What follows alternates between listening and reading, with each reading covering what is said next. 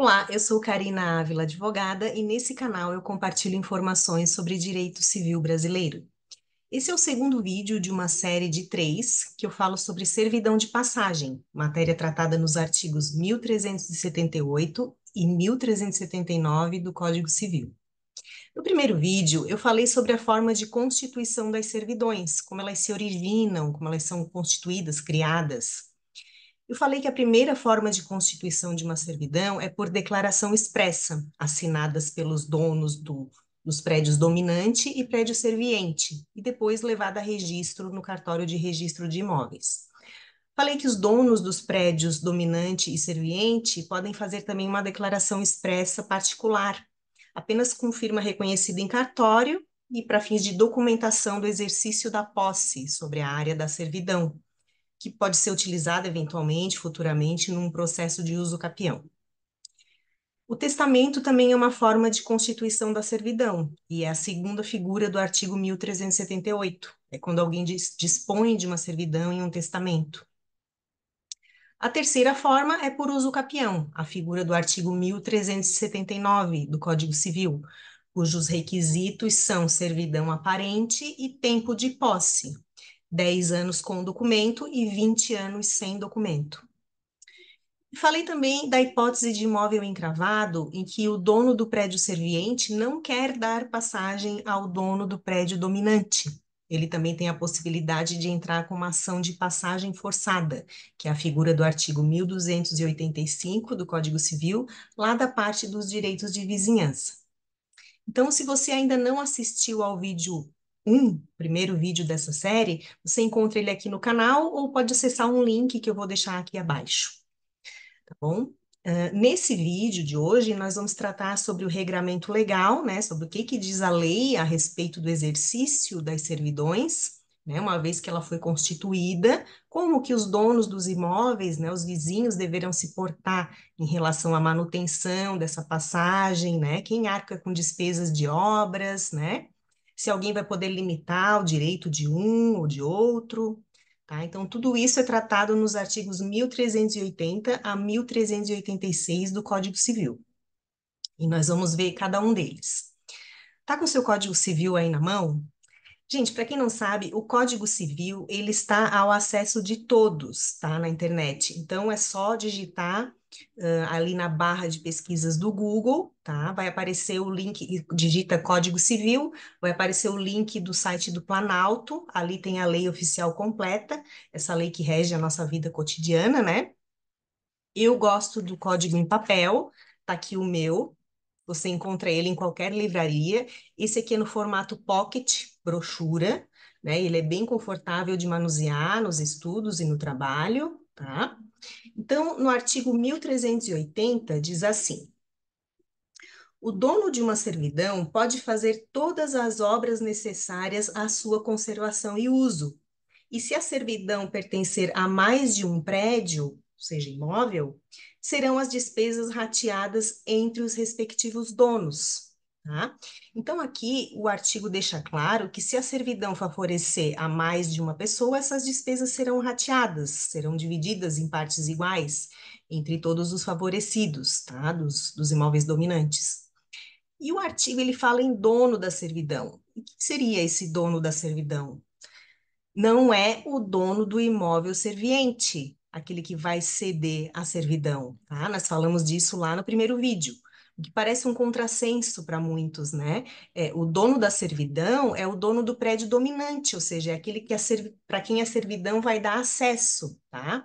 Um imóvel encravado, por exemplo. Então, o dono da servidão não é o dono do imóvel que vai ceder o espaço para aquela passagem, tá? É o prédio dominante que vai se sobressair aí nessa relação. No artigo seguinte, o 1381, o código especifica que é o dono do prédio dominante que vai ter que arcar com essas despesas de obras com manutenção da servidão. Ou seja, aquele que vai ser favorecido com a passagem é que vai ter que arcar com as despesas, tá? E o artigo traz uma ressalva: se o contrário não dispuser expressamente o título. Que título?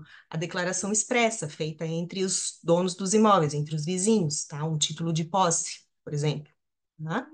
Então, aqui a lei deixa uma oportunidade aos donos dos imóveis definirem nessa declaração expressa, pública ou particular, quem vai ser o responsável pelas despesas, né? Ou mão de obra de conservação da servidão.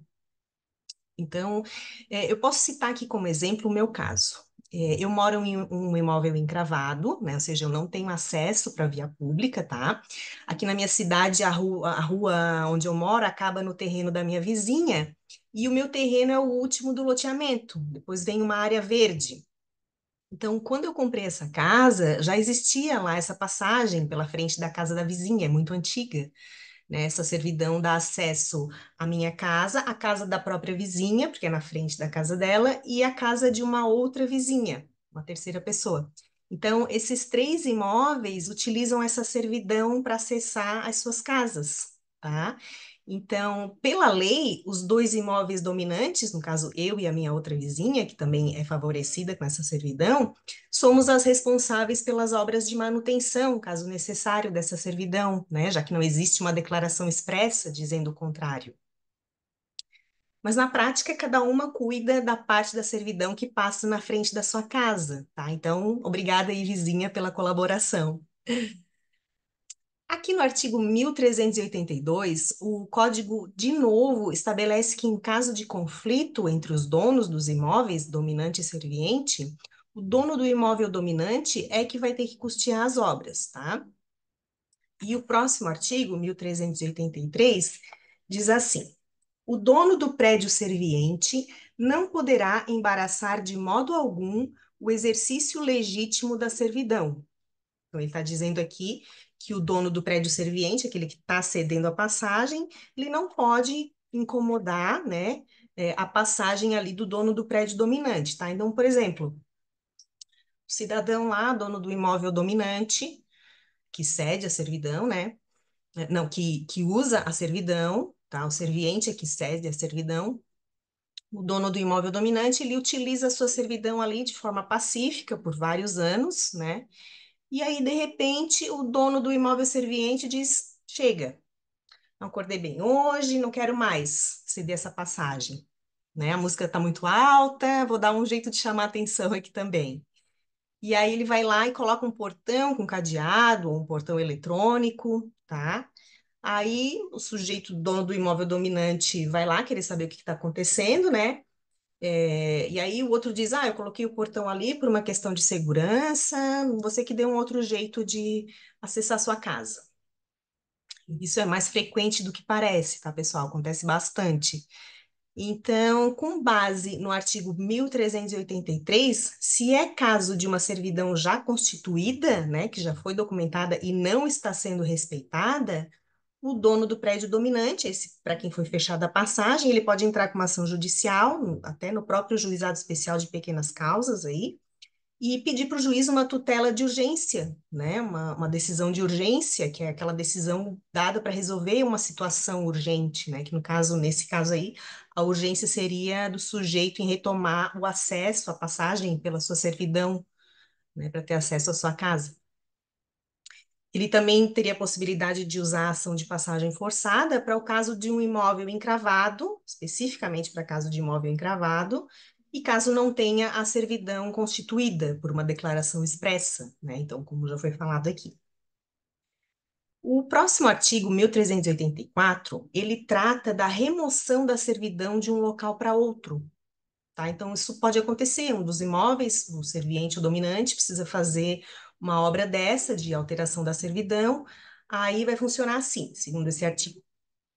Se essa alteração tiver que ser feita pelo imóvel serviente, ele arca com as custas e não pode diminuir as vantagens do imóvel dominante, tá? Se essa alteração for feita pelo dono do imóvel dominante, ele arca com as custas, ele precisa justificar essa alteração, né? Ele precisa justificar que vai ter lá nos termos do artigo um considerável incremento da utilidade dessa servidão, ou seja, não pode ser à vontade, vai ter que ser justificado, tá?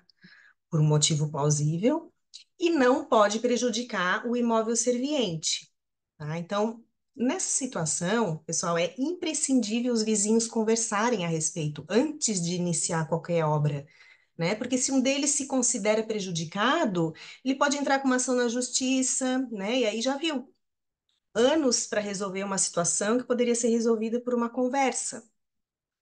Tá, então, veja bem, ali o artigo 1385 ele deixa claro que a servidão ela é estabelecida para gerar uma utilidade ao imóvel dominante. Então, ela tem que ser usada para aquele fim específico, tá? Então, tá lá escrito assim, restringir-se-á o exercício da servidão às necessidades do prédio dominante, evitando-se quanto possível agravar o encargo ao prédio serviente.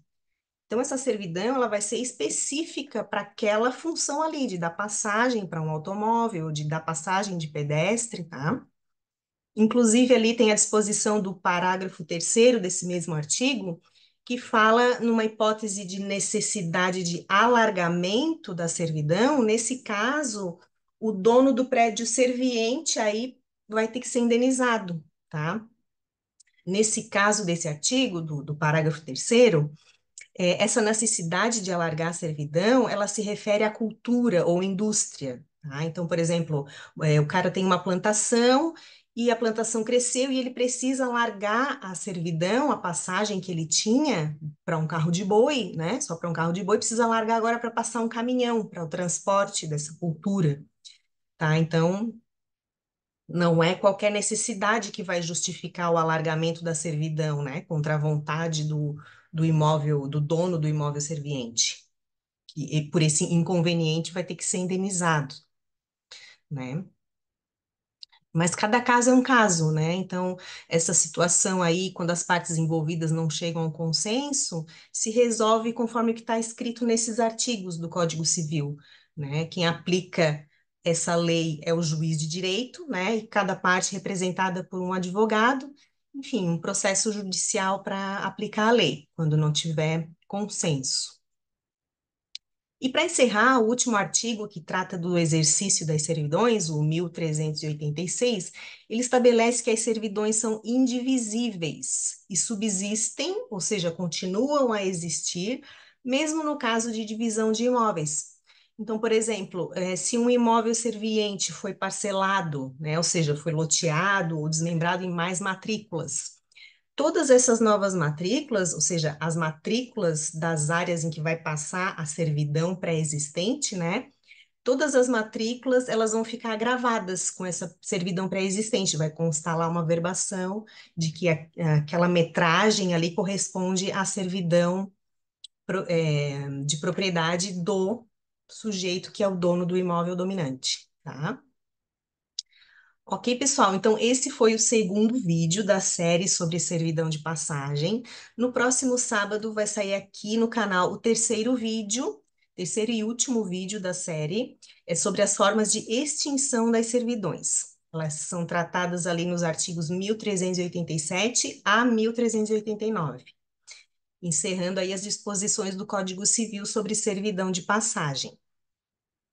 Tá? Então, se esse vídeo foi útil para você, contribuiu de alguma forma, né, com seus estudos, seu trabalho, ou mesmo na sua vida pessoal, né, pode ser que você tenha passado aí ou esteja passando por uma situação parecida e sanou alguma dúvida, né, dá um like aqui para nós, se inscreve no canal, caso ainda não seja inscrito, né, compartilha com seus amigos e colegas que também estejam buscando informações sobre a nossa legislação civil, tá bom? Que com certeza a sua participação vai ser muito útil aqui para nós, vai nos ajudar a crescer e alcançar o nosso objetivo, que é levar informação útil ao maior número de pessoas possível. Obrigada e até o próximo vídeo.